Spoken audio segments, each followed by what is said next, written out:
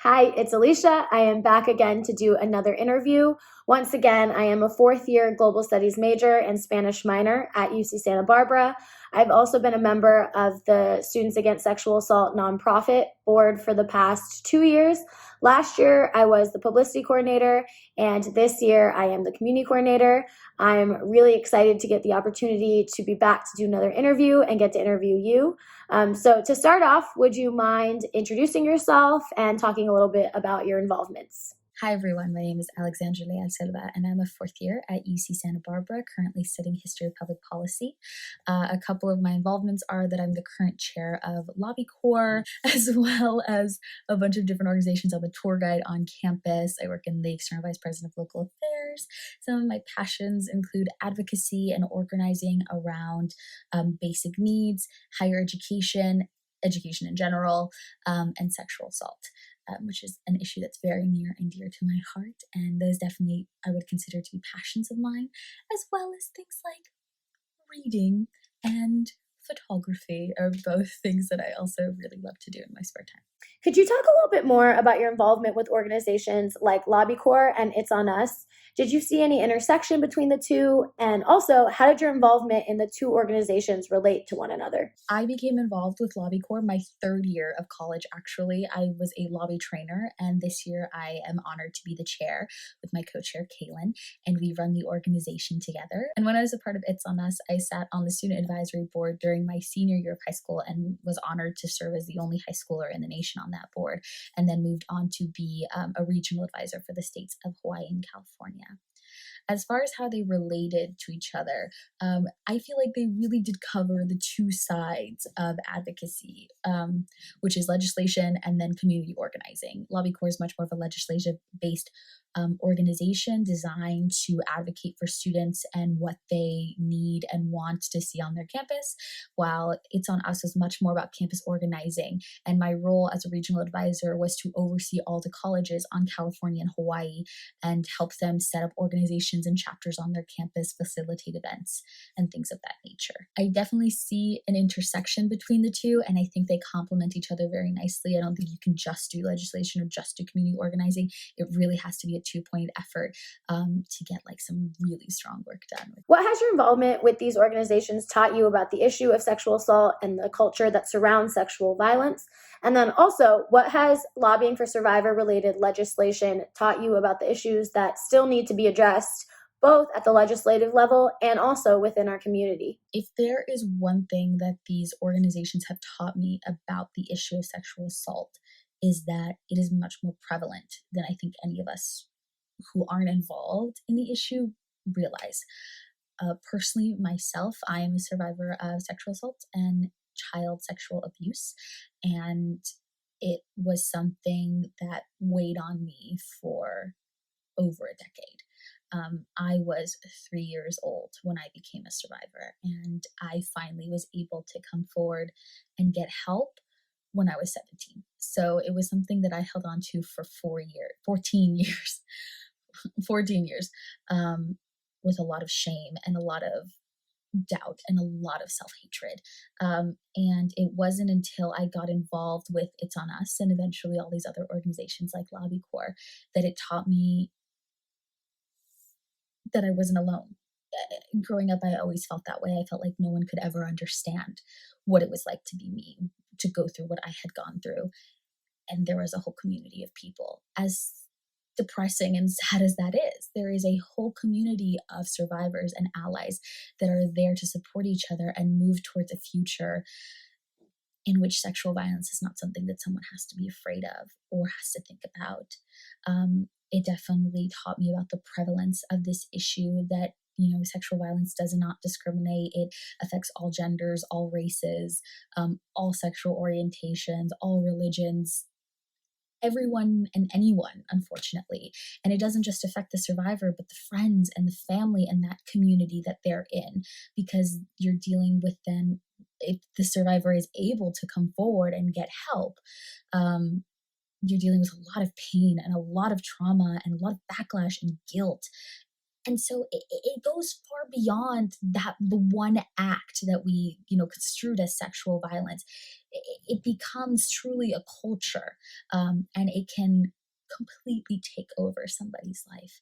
And seeing it through those eyes, it really kind of fuels me in this work that every small action we go through is not a small action in and of itself, but part of a larger movement that we hope will evidently move us to a future in which we don't have to worry about sexual violence being an issue for our loved ones. As far as what it taught me about the culture around sexual violence, I've definitely learned some folks are just not ready to have the conversations that we need to have. Growing up, I grew up in a very conservative town, and when I first became involved with It's On Us, I noticed a lot of backlash in my community from different institutions and people who are in power who didn't want me to speak up and didn't want me to host events and organize because it was taboo and it was something that should be taught at home, and there were worries that it would push people to promiscuity, which still don't make much sense to me. But it definitely taught me that our communities, many of them are not in a comfortable place to discuss it.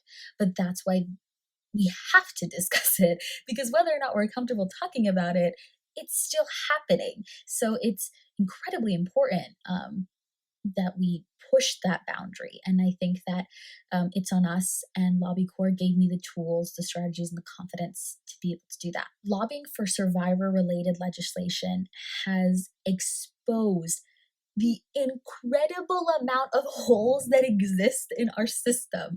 Oh my gosh, from the get-go. First of all, it's exposed just the sheer amount of miseducation or lack of education in these structures that need to exist in order for survivors to feel comfortable coming forward.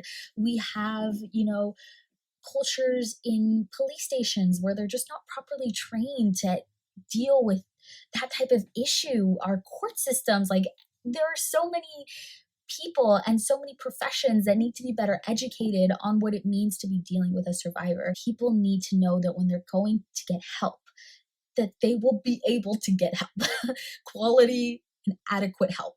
And right now, that's definitely missing. And even if you make it beyond that and you decide to pursue a case, the backlog in terms of like rape kits, the sheer just loopholes that one has to jump through to find some sort of validation in the system sometimes is incredibly disheartening. It's exhausting to think about, but it's something that definitely fuels me in this time that I've been involved with it, and in the what I will assume will be years, if not decades, being involved in this kind of work to try to fix that so that the next person who comes forward, because as of right now, there will always be a next person who needs to come forward, can find that support, find that validation, and find some sort of justice. A lot of the times we see sexual assault prevention advocacy as the responsibility for sexual assault prevention organizations.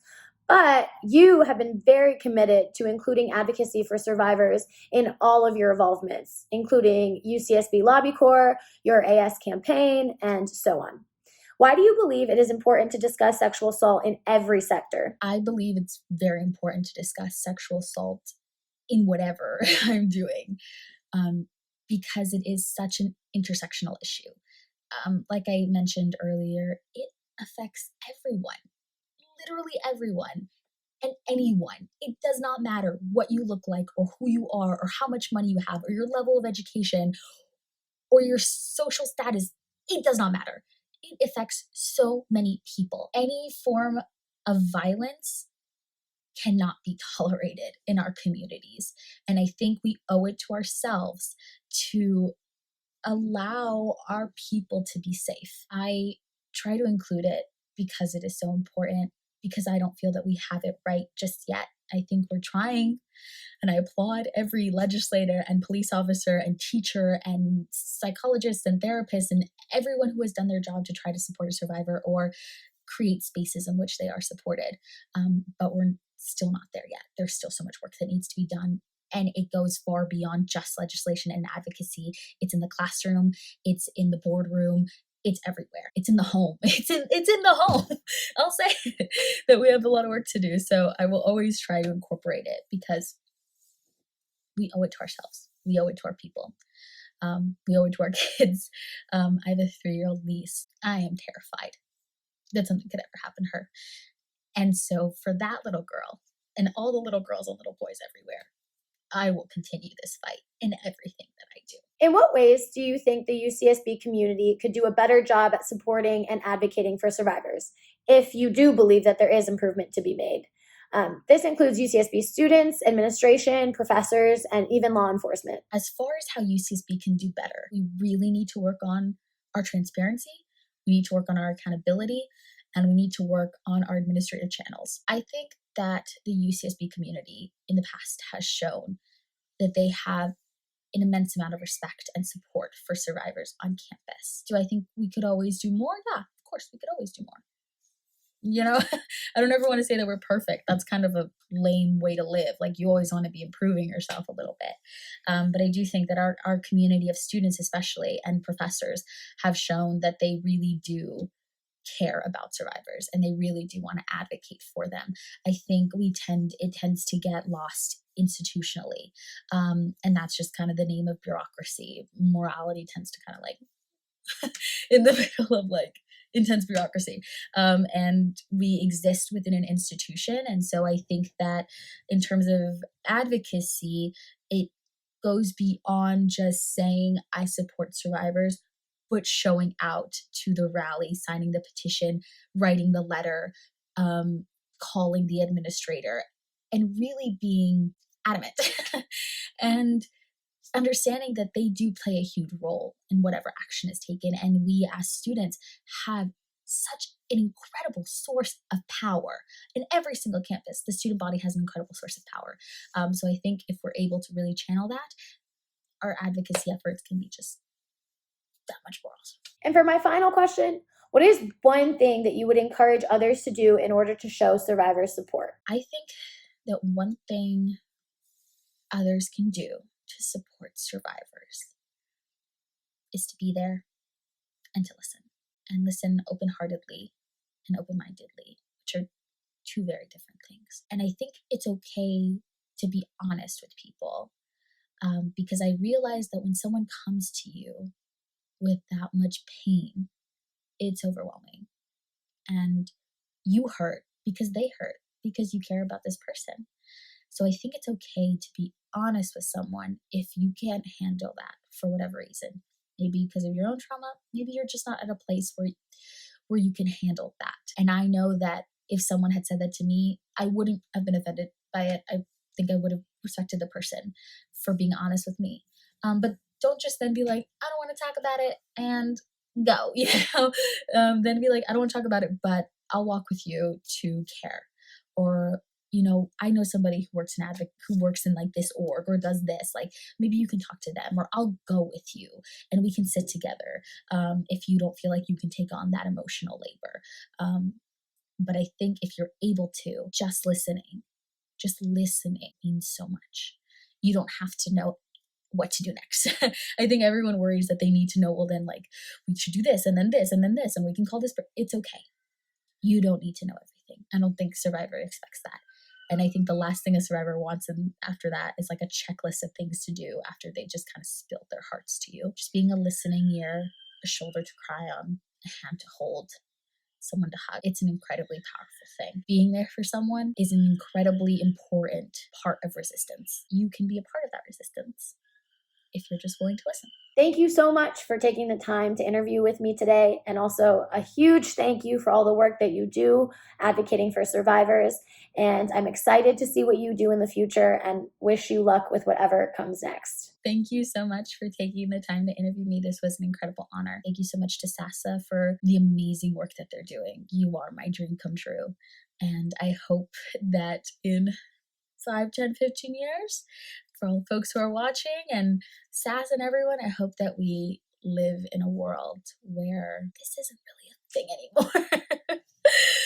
But if it is, I will be there on the front lines with each and every one of you if you're willing to join us, and we can carve a better future together. Thank you so much. Goodbye.